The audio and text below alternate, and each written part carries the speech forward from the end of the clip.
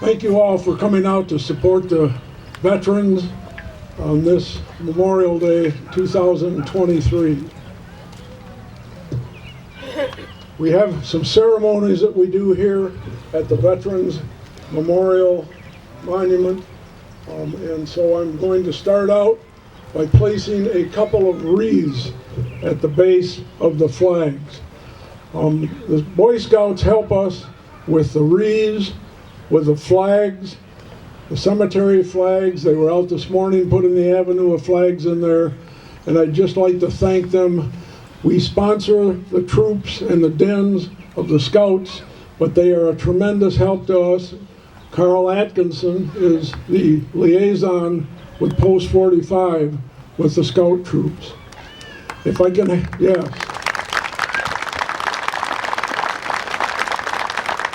If I can have the largest wreath and brought up here, and we'll place that at the bottom of the Civil War monument behind me.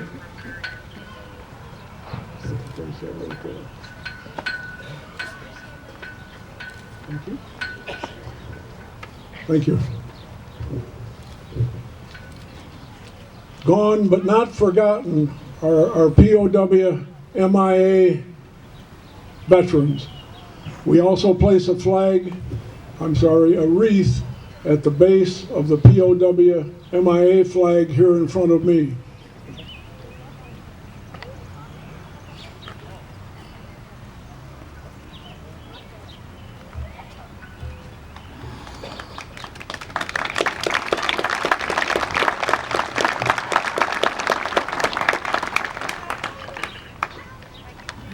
Gone but not forgotten. Memorial Day traditionally honors those who did service to their country, those that gave all in service to their country. It has expanded to honor even those who gave some and returned home to continue to serve their families, their communities, and their country. Again, I thank you for your continuing support. We have a speaker today. Steve Carr is an extremely active member of Post 45. He's an Air Force veteran. He was Post 45 first vice. He then went up to commander for 3 years at Post 45. Then he became District 4 commander. Then he became Berry County's commander. He's now dropped down to second vice this year, but he is going to give the small speech here on this Memorial Day. Steve?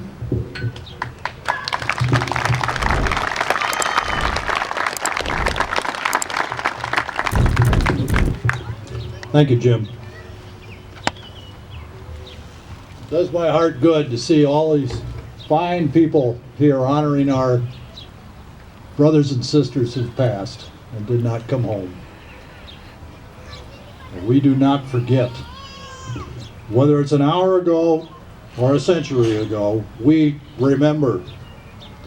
Ask the families of Angus Nelson McLean and James Frost. These two Coast Guard heroes were aboard the cutter Tampa as it escorted merchant marine steamers between Allied ports during World War I. Sunk by a German U-boat in 1918, 111 Coast Guardsmen and 4 Navy sailors lost their lives.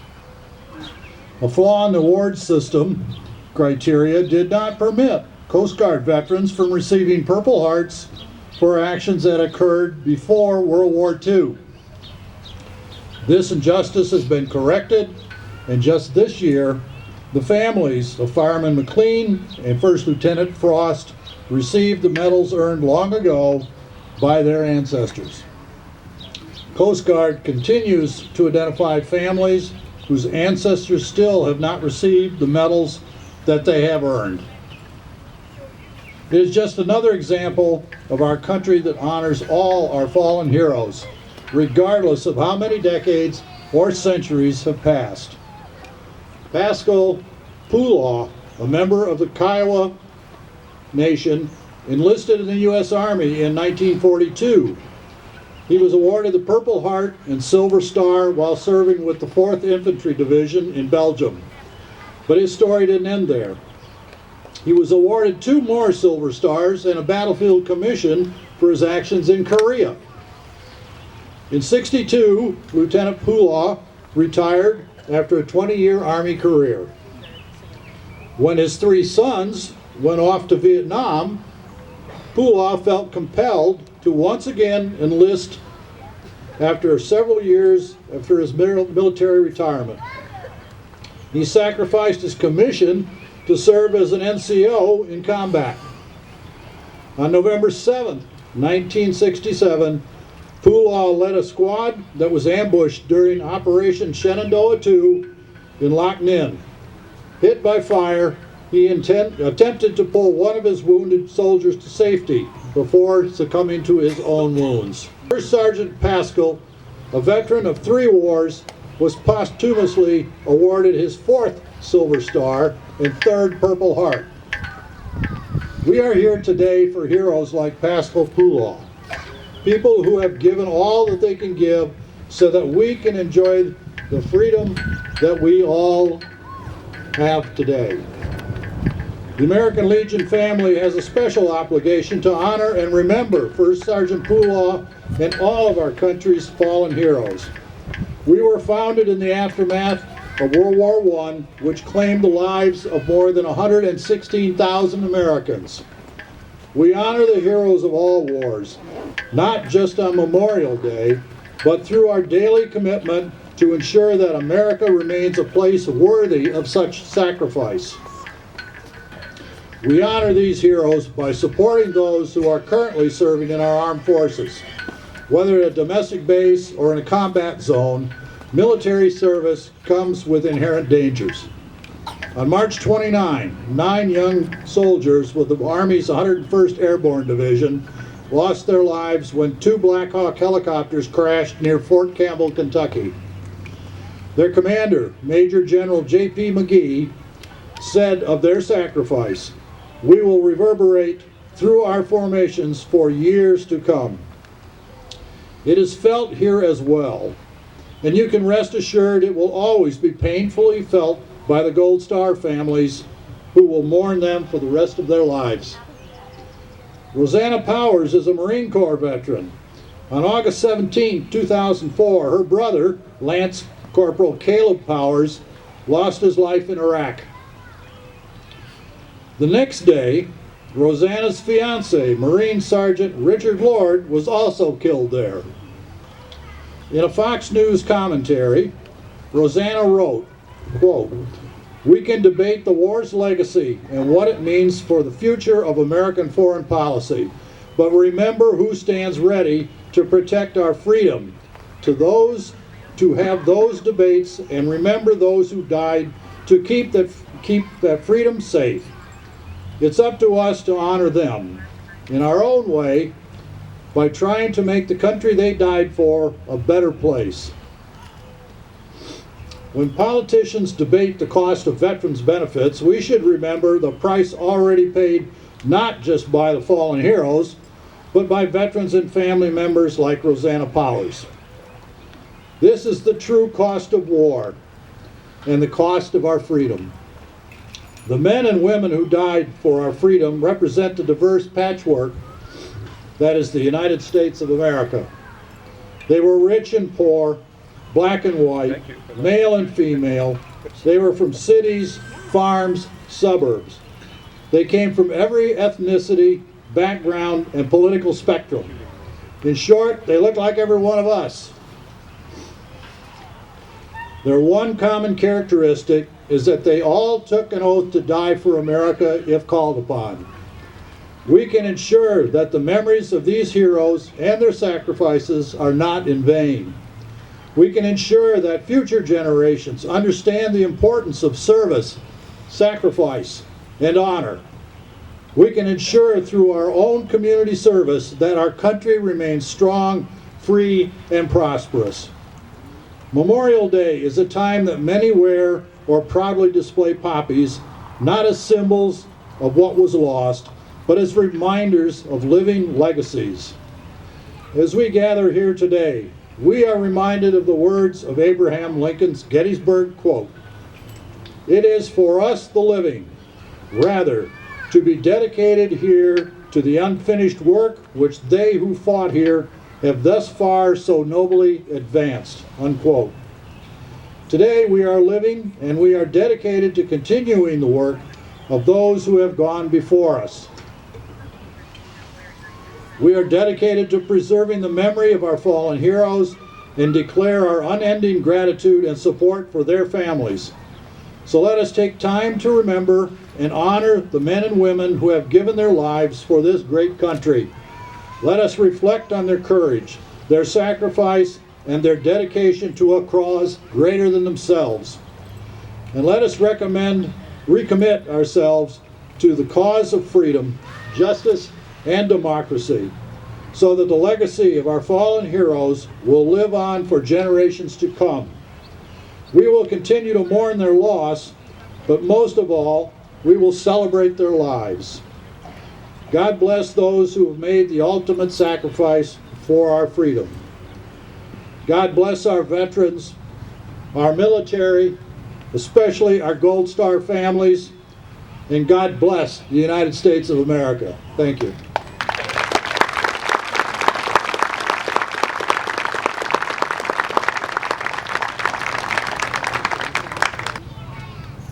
Honor Guard Commander, please fire the volleys. Ready. Aim. Boom. Ready. Aim. Boom. Ready. Aim. Boom. Where's it? Arm.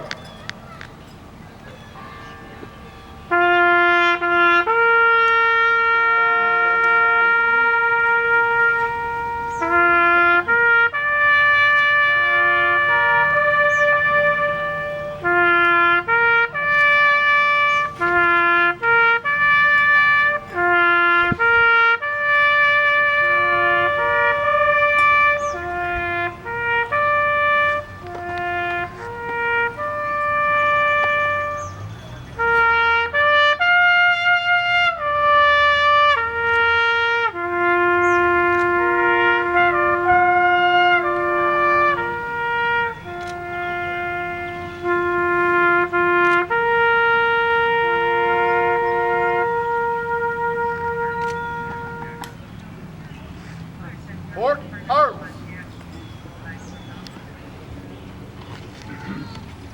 Order arms. Parade rest.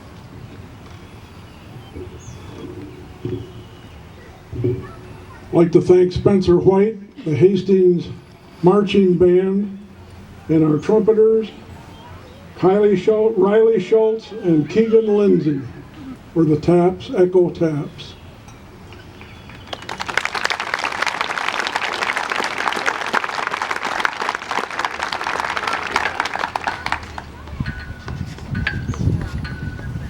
Also, while I've got most of the people here, the Post 45 Legion Auxiliary actually makes these wreaths for us. And Colleen Smelker was the artist that literally made the wreaths this year. And I want to thank them for their service to us.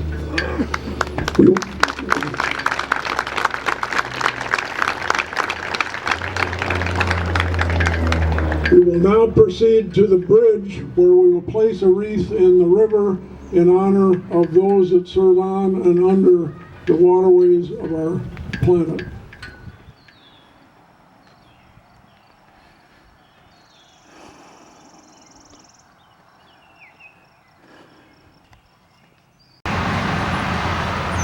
Our speaker today out here is Barry Wood. He then went in the Navy, for 6 years. He then went in the Army for 16 years after that and retired from military service in the Army. He came back to Hastings and worked at Hastings Mutual Insurance for 23 years. He was on the city commission for 18 years during that time. He has held multiple posts at multiple positions at Post 45. He was a commander of Post 45. He's been the first vice. He's been the finance officer. And eventually, he was elected commander of the State of Michigan American Legion office. He is the only commander who has his picture up on the wall with a notation under it that he served 2 years in a row. There's probably another 75 or 80 pictures around that wall. Barry served over the COVID period, and they didn't even have elections. They just had Barry continue on for another year. So that is a claim to fame that Barry will have forever. He gets a lot of razzing about that from us out at the Post, but it's in fun, all in fun. Thank you, Doc. And just so you know, the American Legion is 104 years old. We've had 103 commanders. In quiet service across our country today, we come together as a nation to remember those lost in the clash of battle, the thunder of bombs, the roar of tanks, the rumbling of airplanes flying overhead, and the screams of artillery shells. This Memorial Day, we come together, even if only in mind and spirit, to honor the many sacrifices made for our freedom. As we enjoy living in the land of the free and the home of the brave, we must continue to remind Americans that there is no freedom without bravery. And those we honor today were brave when it counted the most. Amid the war-torn decades we've endured, we take great pride in these heroes, these men and women who believed they were just doing their duty. They had strength when the situation demanded it, determination when everything felt lost, and devotion, courage, and patriotism when others looked to them for guidance. No one ordered them to practice the basics of the human ideals. They just did it because they were Americans and lived in a nation worth defending. Generation after generation has been fortunate enough to reap the benefits paid by those who believe that freedom is worth fighting for and, if necessary, dying for. In cemeteries across America and around the world today, people will pause to spread flowers on the graves of those lost in war. But today should not be about the sorrow we feel at their loss and not about mourning. What it should be about was best expressed by General George S. Patton back in 1944 at a military cemetery in France. Looking out across the field filled with rows of crosses marking the graves of men who just days before had been part of his army, Patton said, and I quote, "We should thank God that such men lived," unquote. And that is what this very special day is all about. Being thankful that such brave men and women have lived, and to pay tribute to those heroic patriots who have bravely rose up and fought for something greater than themselves, protecting a home to which they never returned. They sacrificed everything for the noblest of causes, and it is up to you and me to carry their memory forward in an effort to repay a debt that can never truly be repaid. Flowers, memorials, flags at half-staff, and the sad note of taps. as meaningful as they are not enough.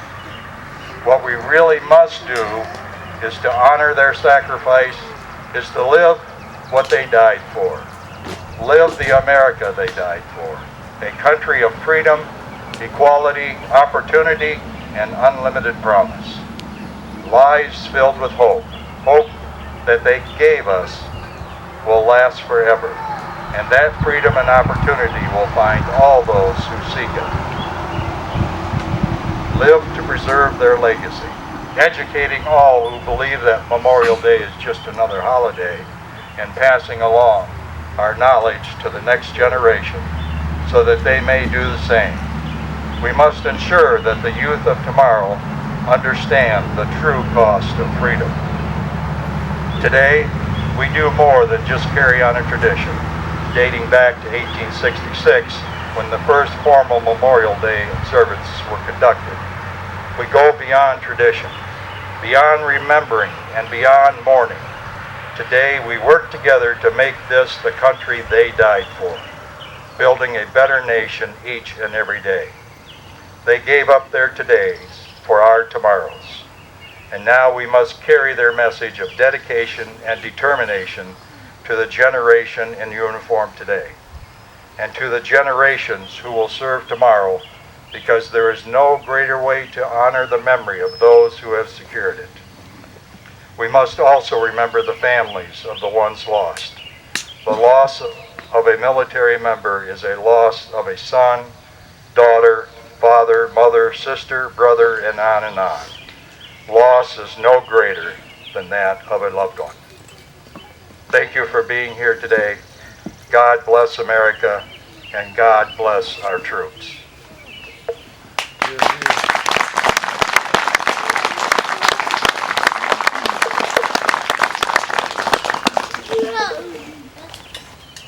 Thank you, Barry. I don't think anybody could put it any better than Barry just did. As I look around the crowd here, I want to again thank the Scouts. Boy Scouts, Cub Scouts, Girl Scouts, all of them helped us. The small flags that you see around here, they come out and put those flags up in about an hour and 10 minutes. They run from one marker to another. So I thank you very, very much. This is called the Avenue of Flags here. There are 44 flags up here, and these are 8 by 10 foot flags. And each of these flags at one time covered a casket of a loved veteran and their families after the funerals, and sometimes after several years, decided to bring those flags back to American Legion Post 45 to be used every year in our Avenue of Flags. We try to label on the flags the names of the families when they bring them in. We missed some, but I thank those families if they're here, and I thank those veterans even though they're not here.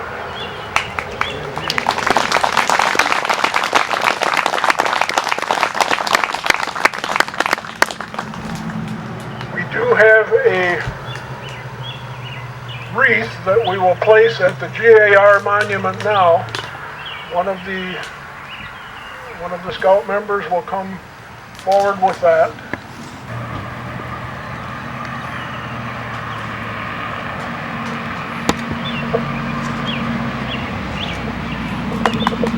Thank you.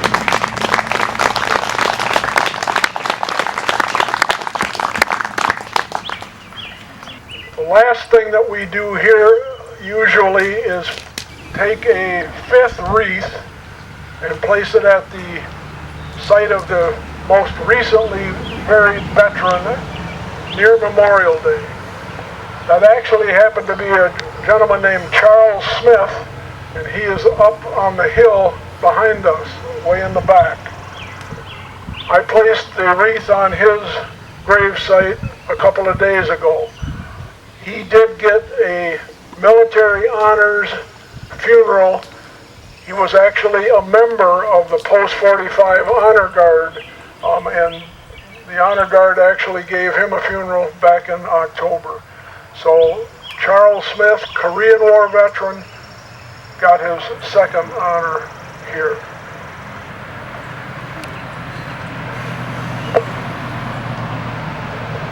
Honor guard. Honor guard. On 10. Right. Port. Arm. Ready.